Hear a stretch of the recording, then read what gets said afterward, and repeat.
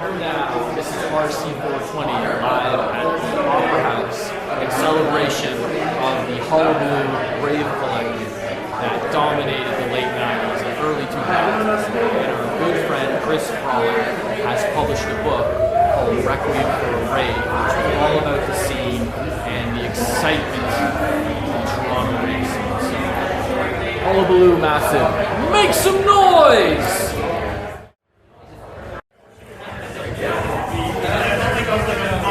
Oh yeah, let's do this. Yeah? Okay, awesome. Great timing, because I was just chatting with Nat, who I've known for some time. And so I'll start off by introducing Nat, MC Flipside, and Chris, Anabolic Frolic. Sure. Make some noise. Yeah. So these guys are OGs in the Toronto rave scene, like big time. First time I met Nat was at HMV on Dorval. Is that okay? I just realized what's happening, yeah. We are live. Yeah. Oh man, you were at the Oakville store? Yes. So let me ask you this, Chris. What does HMV stand for? I have no idea. Her Majesty's Voice. His Master's Voice. So RCA Victor was one of the first record labels back in the day, and the iconic picture. You were right, and it is British, so that could work. So you know the dog peering into the headphone. Yeah. So that first record allegedly produced on RCA Victor was. That's what that dog is listening to. I have learned something. It's my cool little icebreaker. It's my trivia. And so what do you think the first question they ask you at an HMV job interview is? Who's your favorite artist? What does HMV stand for? I was not prepared with that information. So anyway, let's talk about Chris's new book, Requiem for a Rave. You want to do him for a bit on his own? Yeah, sure. Whatever's better. Just because that's more fitting. Yeah. And you know, I just want to give a shout out to Nat for his awesome introduction. It was really powerful, and he's got great stage presence, and you are equally versatile as a DJ and an MC. Maximum respect. So come back around. One of the kindest souls you will ever meet. This is a very big achievement. It's bigger than winning a fucking Grammy. I agree. Underground forever. You're an artist, put your heart out the way he did. Yeah. And still does. You understand? Yes. You better! Whistle crew! You don't know!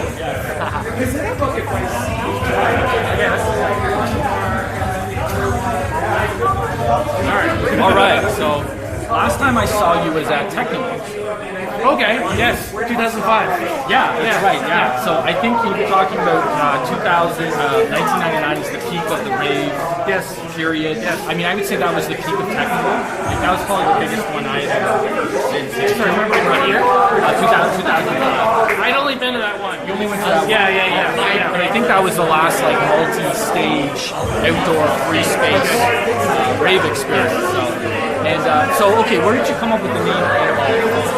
It was inspired by an herbal tea flavor that I remembered some friends had. I actually remembered it wrong. The tea was actually Metabolic Frolic. A year later, I thought it was Anabolic Frolic, but I liked the anabolic, making people work out, and frolic, having fun. So if they're working out through dance, and frolic is a name that means something. Yeah. So that was the inspiration, even though I got it wrong.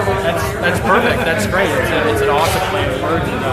So your catalog, like what were your releases over the years?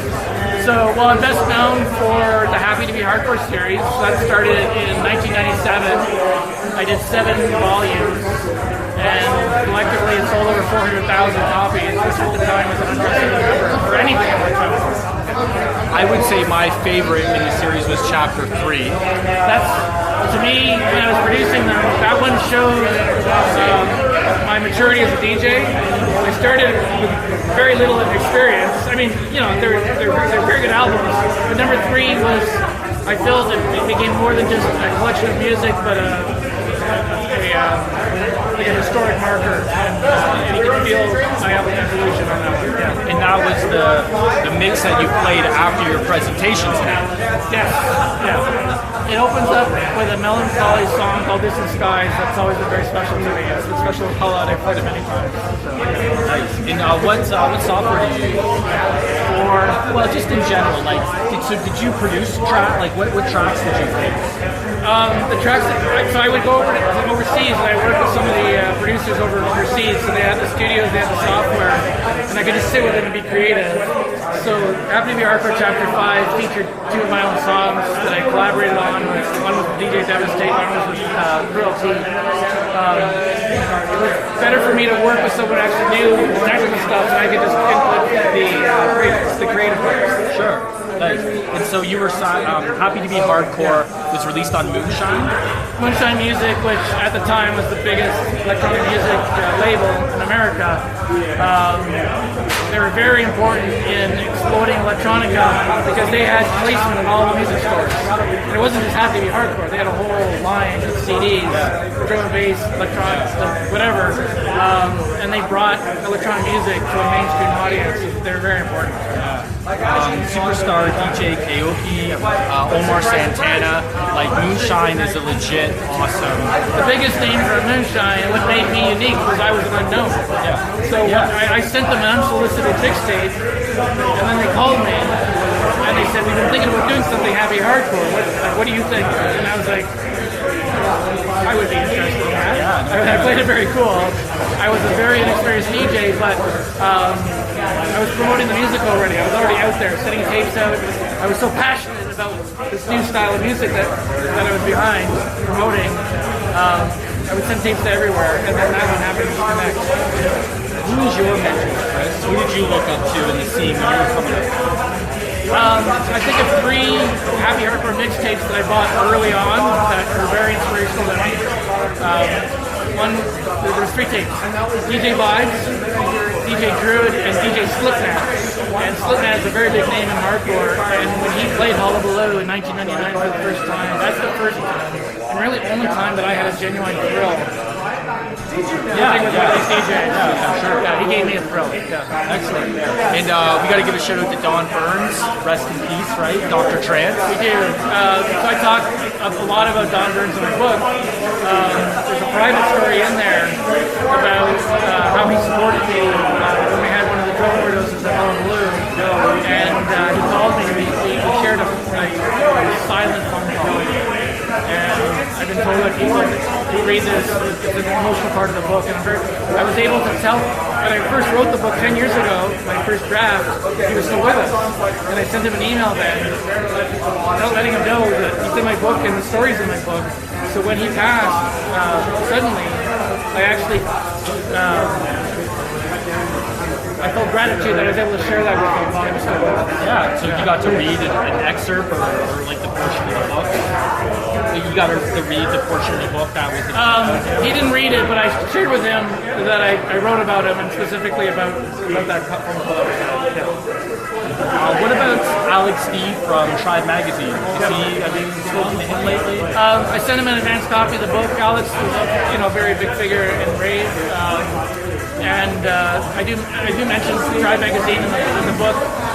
Just the fact that Tribe Magazine existed. It wasn't just Hulla. Like I wasn't working by myself. I was a cog in a much bigger machine. And you had all the promoters, you had the vendors, a lot of entrepreneurial people out there. And then you had Tribe Magazine producing this monthly free magazine that was so unique to Toronto.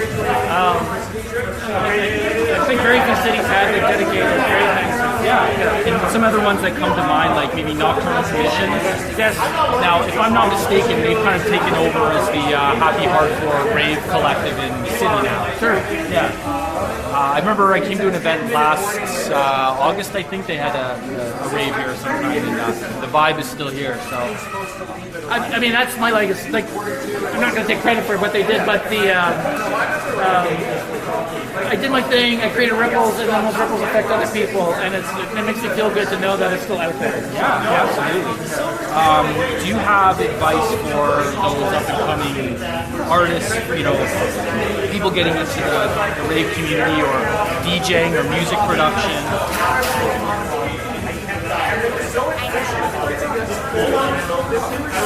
Find your own voice, find your own path, create something new. Don't try and copy something that someone else did or they've done. My story was all about blazing a new trail, creating a new path, and if I can inspire anyone to do anything, do something different. Be original. Great advice. And so last question, when Requiem for My Rave has a movie adaptation, who's going to play you? I mean, I was in my early 20s during most of the events of this book. It'd have to be, who's a popular actor in their early 20s who's seen as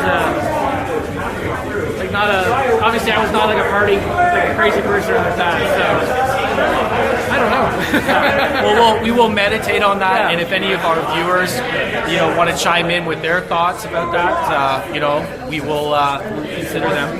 So, Requiem for My Rave, and I have to say, Requiem for a Dream, and the way you explained it up there, that it was like a sense of recollection. This is a memoir, and so where can readers get this, Chris? So it's available today through Amazon.com.ca, all the international services, both as a paperback like you see here, or as a Kindle ebook. So check it out. Awesome. Can I get a whoa hullabaloo? Whoa hullabaloo!